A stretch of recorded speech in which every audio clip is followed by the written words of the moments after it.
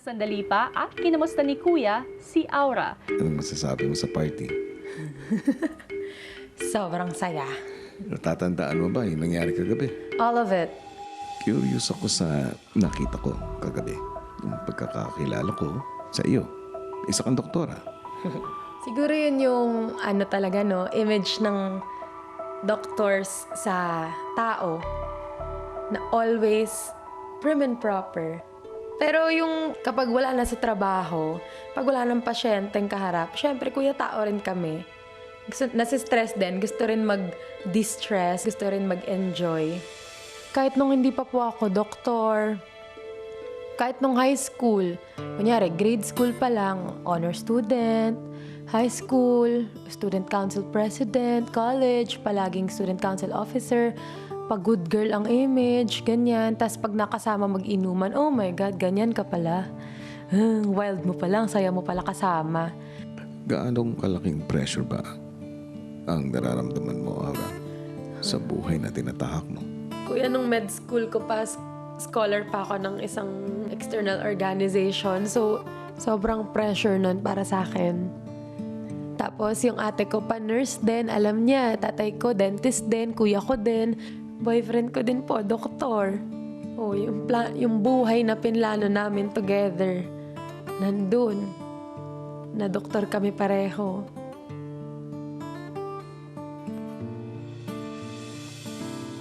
Mahirap ba na marami expectations ang mga mahal mo?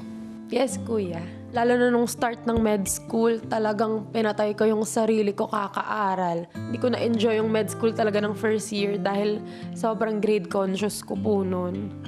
At bakit mo ginagawa lang lahat yun? Kasi nga po kuya, takot ako na mawala yung scholarship ko. Pag nawala yung scholarship ko, hindi naman namin afford mag-med school or parang ayoko lang maging burden pa sa tatay ko. Humihingi na nga ako ng allowance, hihingi pa ako ng pang-tuition. Alam lang nila nag-aaral ako, alam lang nila na mataas grade ko.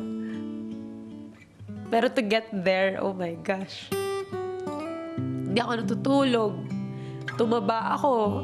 Kape-kape ko 4 na beses isang araw. Hindi ako nag-exercise. Hindi na ako nagpapakita sa friends ko. Bakit ayaw mo ma-disappoint ang nanay mo, Aura?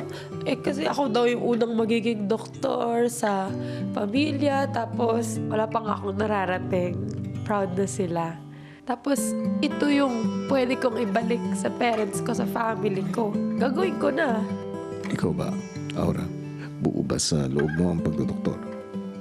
At lahat ng expectations na kasama nito? Hindi.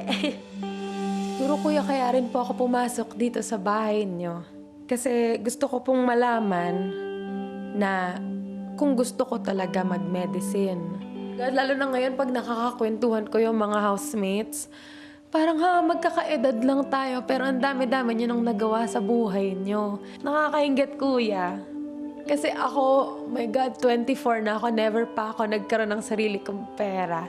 Alam ko, mahirap kasi kapag kinakahon ka. Hindi porket ganito ang tingin ng tao sa iyo, ikaw na yun. Parang, ngayon ko nga lang din na-realize na, nga no, ang pag-good girl pala forever ng image ko. Tapos, ang dami ko rin palang mga ginagawa na tinatago ko din. Dati, like, magsisinungaling na lang ako about it, di ko na lang sasabihin, gagawa na lang ako ng storya.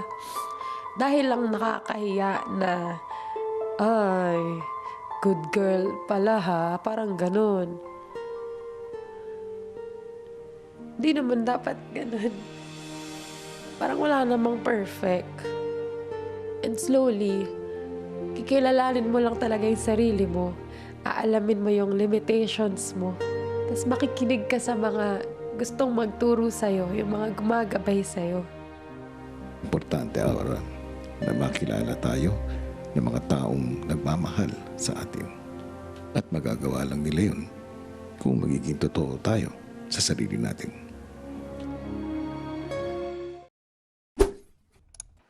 Hey, kapamilya! Be updated with the Pinoy Big Brother housemates by clicking the subscribe button and watch all the latest videos by clicking the I button above.